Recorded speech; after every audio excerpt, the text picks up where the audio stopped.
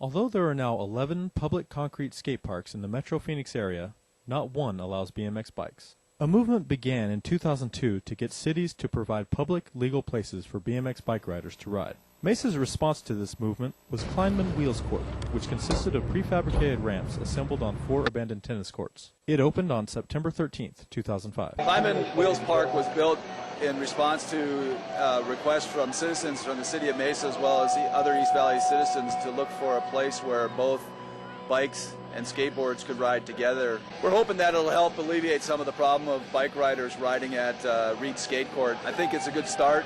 We do have a little bit more work to go to make it better for the bike riders. Kleinman Wheels Park was built to keep kids away from the cement park in Mesa because they're having a big issue with bikes trying to go in there all the time.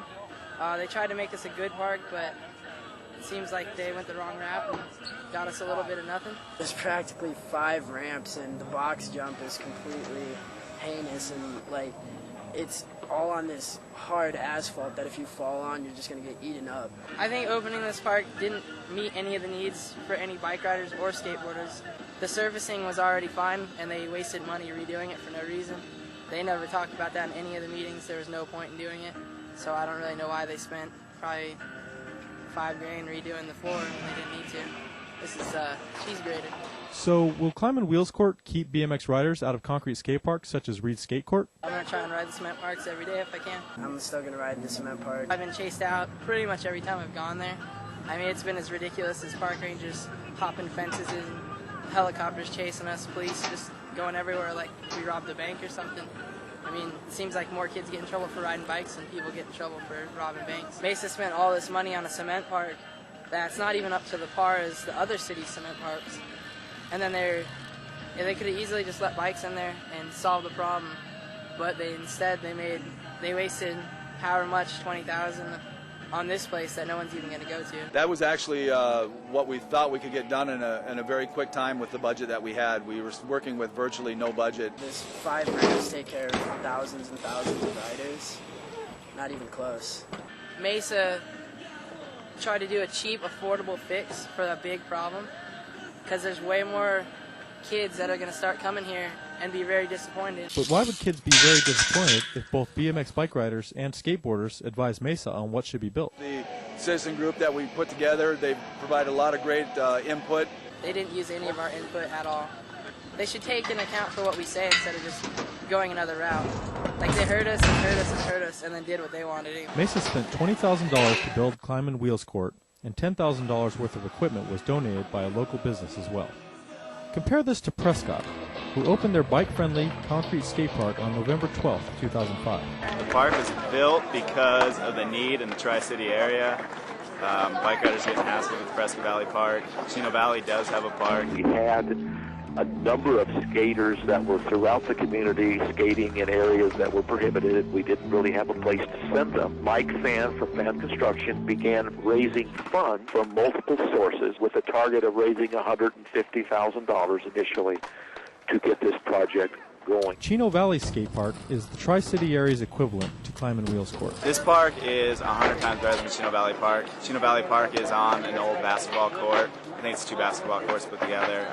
Just pre-manufactured ramps, nothing over 5 foot tall. Obviously wears away. They had problems after a couple months. I mean, once the weather hits it, it's done. The Chino Valley Park, I've ridden there like twice, and it sucks. The quarter pipes are like 4 foot wide, maybe 8 foot wide, and that's about it. It's too basic. Prescott decided that instead of building a separate park for bikes, they'd simply allow bikes in their new concrete skate park when it opened. Site Design Group, a skate park design firm based in Tempe, was hired to design the park.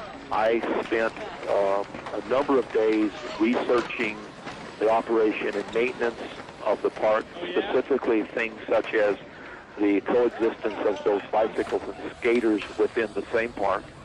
And through my research, I learned that I could not find any valid or reasons that I could defend where they should be separated, and where they were not separated, they seem to coexist fine. So the decision was made to allow bikes and skaters in the same park. I have a lot of confidence that they'll get along just fine. I think it's fine to have bikes in there because, like, you know, it's just not fair that bikers aren't allowed in there. I think skaters and bike riders can get along just fine. We do it fine at the other parks, even though we're not allowed. They accept us. Most of them are my friends. Skateboarders and bike riders get along perfectly at the Prescott Valley Park. They have no problems there. Everybody should get along fine. So how do bike riders feel Prescott Parks and Recreation provided for their recreational needs? I think Prescott did a fine job. I don't think they really need to do anything else. They built the skate park that allows bikes. That's all we need. Parks and Rec did a wonderful job. They allow us in. Makes me less of a criminal. There was a comment that was made by some bicyclists. They said, you know, it was really nice to be able to ride in a park and not be constantly looking over your shoulder. I'm sure that people from site design, there's some there that don't like the idea that bikers are on it, but I don't care.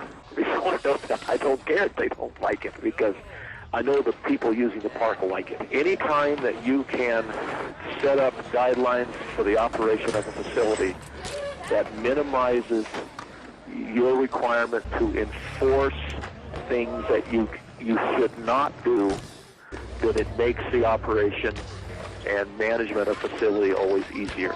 Maybe there's a skater out there that said, well, I wish the bikes weren't here, but you know what? When I go fishing to a lake and there's a whole bunch of boats on the lake, I wish the boats weren't there either. But they have as much right to be there as I do.